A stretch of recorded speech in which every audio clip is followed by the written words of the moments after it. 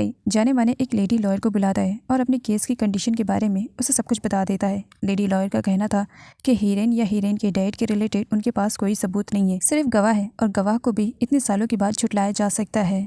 जिस पर साई उन लोगों को आइडिया देता है कि हीरेन की डैड की कमजोरी ढूंढते हैं और मैनेजर यहाँ पर समझ में आता है।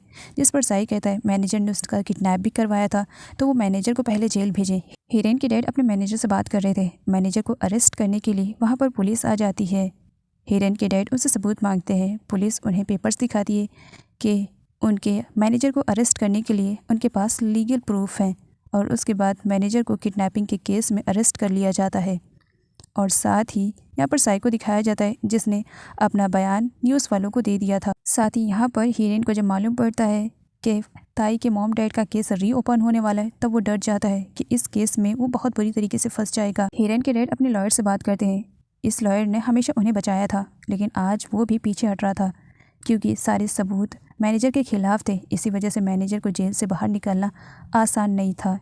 साथ ही मैनेजर पर कंपनी में इलीगल तरीके से प्रोडक्ट की सेलिंग का भी इल्ज़ाम लग चुका था। लॉयर मैनेजर से अकेले में बात करता है और मैनेजर से कहता है कि वो अपना मुंह ना खोले वरना लॉयर और हीरेन के डैड दोनों फंसेंगे। जिस पर मैनेजर उन्हें धमकी देने लगता है, आज मैं प्रॉब्लम में फंसा हूँ तो तुम्हें अपनी याद आ रही है, मुझे किसी भी तरीके से इस प्रॉब्लम से बाहर निकालो वरना मैं अपना मुंह खोल दूंगा कि ये सब कुछ मैंने हीरेन के डैड के कहने पर किया था और तुमने भी तो इलीगल तरीके से केस को जीता है तो तुम भी फंसोगे। वैसे तो हर बार हीरेन के डैड की जेब में पुलिस रहती थी लेकिन इस बार केस बहुत तगड़ा था। इसी वजह से पुलिस भी हीरेन के डैड को ये कह देती है कि वो इस मैटर में उनका साथ नहीं दे सकते हैं वरना उनकी जॉब भी खतरे में पड़ सकती है। ताई ने अपने लाइफ में सक्सेस को पाने के लिए बहुत ज़्यादा स्ट्रगल किया। आज वो थाईलैंड के सबसे बड़े न्यूज़ चैनल के स्टेज पर बैठा हुआ था जहाँ पर लोग उसका इंटरव्यू ले रहे थे। थाई अपने बारे में सब कुछ बताता है, किस तरीके से उसे सक्सेस मिली।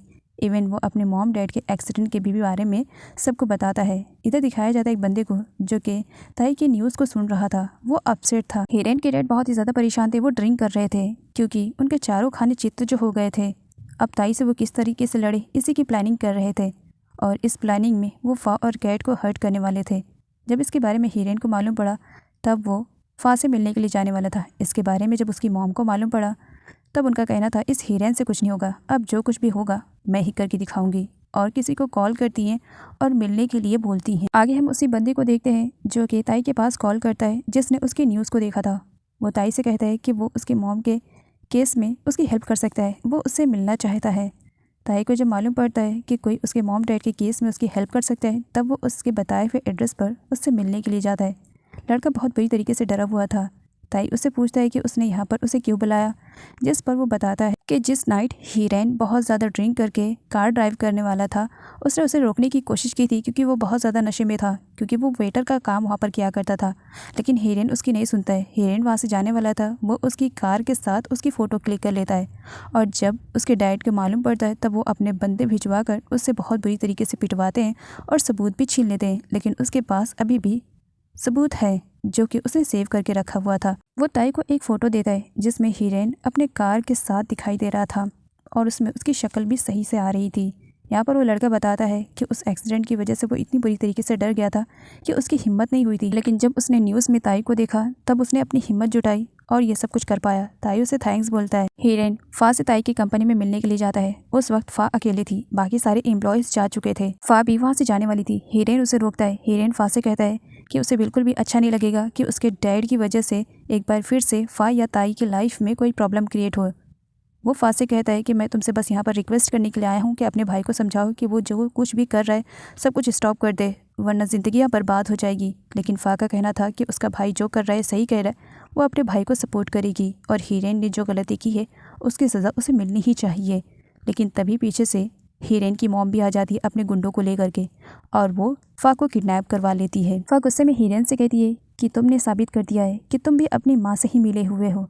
हीरेन अपनी मॉम से फा को छोड़ने के लिए कहता है कि इन सारे मैटर में वो फा को इन्वॉल्व ना करे, जिस पर हीरेन को थप्पड़ भी खाना पड़ता है। हीरेन की मॉम का कहना था तुम उस लड़की के प्यार में इतनी बुरी तरीके से अंधे हो गए हो कि तुम्हें कुछ भी समझ में नहीं आ रहा है, लेकिन अब क्या करना है ये मुझे अच्छी तरीके से समझ में आ रहा है, इसलिए मेरे काम में इंटरफेयर मत करना। और इधर कैट को भी अकेला पा करके हीरेन की मॉम ने उसे भी किडनैप करवा लिया था। ताई जब कंपनी पहुँचता है तब कंपनी की हालत ठीक नहीं थी। वो CCTV वीडियोज़ को चेक करने लगता है जिसमें वो देखता है कि किस तरीके से हीरेन और उसकी मॉम ने फा को किडनैप किया है। हीरेन की मॉम ने जाने से पहले धमकी भी दे डाली।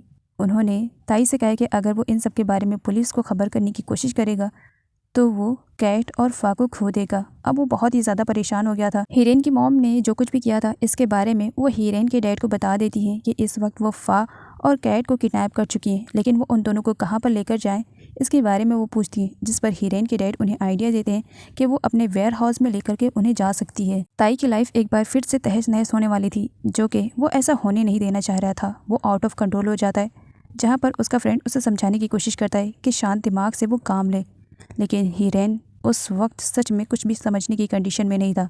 उसे बस किसी भी तरीके से फा और कैट को सेव करना था। इसी वजह से पास में रखा हुआ हॉकी वो उठा लेता है। तभी वहाँ पर लिन आ जाता है।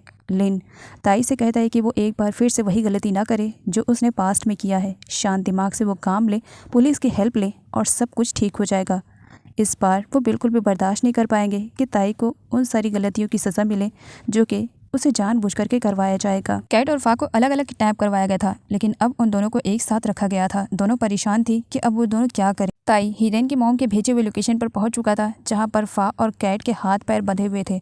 वो उन लोगों को वहां से फ्री करवाना चाह रहा था, लेकिन इसके बदले में उसे उन सारी चीज़ों को दांव पे लगाना पड़ता है जो कि उसने आज तक स्ट्रगल करके हासिल किया था।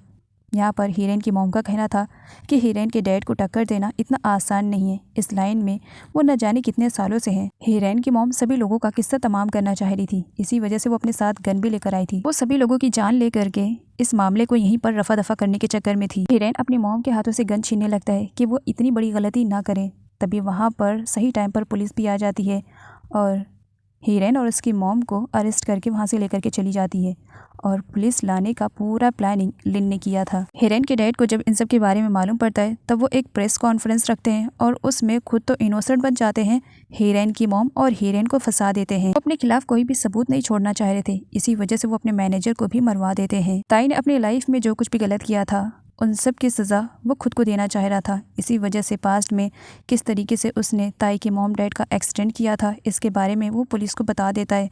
सामने ताई भी था, वो ताई को सॉरी भी बोलता है और उसे बचाने में उसके डैड ने उसकी पूरी मदद की थी, इसके भी बारे में पुलिस को मालूम पड़ जाता है। हीरेन के घर पर जब सबूत ढूंढा जाता है, सारे सबूत मिल जाते हैं जो कि उन्होंने छुपा कर रखा हुआ था। हीरेन के डैड को पुलिस अरेस्ट करके जेल में लेकर के चली जाती है, लेकिन उन्होंने बेस्ट लॉयर को हायर किया था जिसने एक भी केस को हारा नहीं था। वो जैसे तैसा करके अपनी पैसों की पावर का इस्तेमाल करके वो केस जीत जाते हैं और जेल के बाहर भी आ जाते हैं। ताई को सामने देख करके उसकी हार पर वो उसे टीज करते हुए कहते हैं इस गेम के वो पक्के वाले खिलाड़ी हैं और इस गेम में उन्हें कोई भी हरा नहीं सकता है। ताई गुस्से में आ जाता है, वो कोई गलती ना करे, इसी वजह से साई उसे पकड़ लेता है। हीरेन के डैड साई को देखते हैं और साई को उसके बच्चे के रिलेटेड ब्लैकमेल करते हैं कि क्या वो अपने बच्चे का फ्यूचर नहीं देखना चाहता है कि उसका बच्चा भी स्कूल जाए, पढ़े लिखे, अपने लाइफ में कुछ बने, जिसकी वजह से साई डर जाता है और वो अब इस केस से पीछे हटने का सोच रहा था, जिस पर ताई उसे समझाता है। साई अपने वाइफ और अपने बच्चे से बात करता है, जहाँ पर उसे मालूम पड़ता है कि उसका बच्चा बहुत ही अच्छी तरीके से स्टडी कर रहा है। साई अपने वाइफ से कहता है कि तब भी वो इसी तरीके से बच्चे का ख्याल रखेगी जब वो इस दुनिया में नहीं रहेगा, अगर वो गायब भी हो जाएगा। जिस पर उसकी वाइफ कुछ पूछती, साई कॉल कट कर देता है और उसके बाद वो हीरेन के डैड को सामने देखता है और कार की स्पीड इतनी ज़्यादा तेज़ करके हीरेन के डैड का एक्सीडेंट कर देता है और उन्हें जान से मार देता है। हीरेन के डैड के मर्डर के केस में साई को एक बार फिर से जेल जाना पड़ता है, लेकिन इस बार वो सेटिस्फाई होकर जेल जाता है कि बाहर कोई भी नहीं है जो उसकी फैमिली को हर्ट करे। कोर्ट की तरफ से भी हीरेन और उसकी मॉम के लिए फैसला सुना दिया गया था और मर्डर के केस में हीरेन को भी जेल में जाना पड़ता है, लेकिन जाने से पहले लास्ट टाइम वो फा को देखते हुए जाता है। जेल में जाने से पहले हीरेन खुद को उसी रूप में एक्सेप्ट कर लेता है जिस रूप में वो था, मतलब वो अपनी नकली फिंगर्स को हटा देता है। जेल में उसके लिए जीना आसान नहीं था। इसी के साथ 4 साल के बाद का लीप दिखाया जाता है, जहां पर ताई और कैट अपनी वेडिंग के लिए ड्रेस सेलेक्ट करने के लिए आए थे और आउटफिट में कैट अपने शूज़ को भी रखती है। फाइनली हीरेन भी अपनी पूरी सज़ा कंप्लीट करके जेल के बाहर आता है। सब कुछ बदला हुआ था, लेकिन सामने कैट, ताई और फा उसके लिए इंतज़ार कर रहे थे। फा हीरेन को हेलो कहती है। सभी लोगों ने हीरेन को माफ़ कर दिया था और सब हीरेन को एक्सेप्ट करने के लिए तैयार भी हो जाते हैं, लेकिन हीरेन ने खुद को माफ़ नहीं किया था।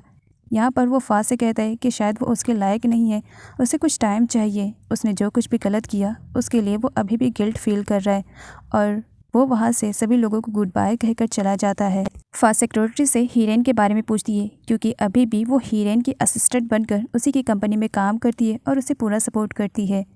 हीरेन फा के साथ काफ़ी अच्छा फील करता है, लेकिन फिर भी वो फा से यही कहता है कि शायद वो उसे एक्सेप्ट ना कर पाए अपनी गलतियों की वजह से। तो वहीं पर फा का कहना था वो तब तक इंतज़ार करेगी जब तक हीरेन को ये रियलाइज़ ना हो जाए कि वो सच में फा के लायक है। सभी लोग बहुत ज़्यादा फन कर रहे थे। सभी लोगों ने डिसाइड किया था कि एक साथ खाना खाएंगे और तैयारियां चल रही होती है। तभी वहाँ पर हीरेन की भी एंट्री हो जाती है। हीरेन सभी लोगों को ग्रेट करता है। ग्रैंड मदर उसे देखती है तो स्माइल करती है और अंदर चली जाती है उसके लिए भी प्लेट लगाने के लिए। हीरेन ग्रैंड मदर से माफ़ी मांगता है कि उसने जो कुछ भी गलत किया था, क्या इसके लिए उसे माफ़ी मिल सकती है। ग्रैंड मदर उसे माफ़ कर देती हैं और सेम वैसे ही ट्रीट करती हैं जैसे वो ताई, फा और कैट को ट्रीट करती हैं। ताई अकेले में हीरेन से बात करता है। उसने पास्ट में जो कुछ भी किया था ताई ने उसके लिए उसे माफ़ कर दिया था। ताई हीरेन को सजेस्ट करता है कि वो अपनी एक नई लाइफ को स्टार्ट करे। साई भले ही जेल में है, लेकिन उसके घर का पूरा खर्च ताई उठा रहा है और उसके बच्चे की स्टडी अच्छी तरीके से हो रही है। घर में सारी फैसिलिटीज़ हैं। ये सब सुन करके साई को अच्छा लगता है। उसकी वाइफ और उसका बच्चा अक्सर उससे मिलने के लिए आया करते थे। फाइनली हीरेन ने फा को एक्सेप्ट कर लिया है। वो फा के साथ अपनी एक नई लाइफ स्टार्ट करने वाला है। इसके लिए वो फा को प्रपोज भी करता है। फा उसके प्रपोजल को एक्सेप्ट करती है। सभी लोग खुश हो जाते हैं, एक साथ चेस करते हैं और इसी के साथ सभी की स्माइल पर इस ड्रामे की एक हैप्पी सी एंडिंग हो जाती है।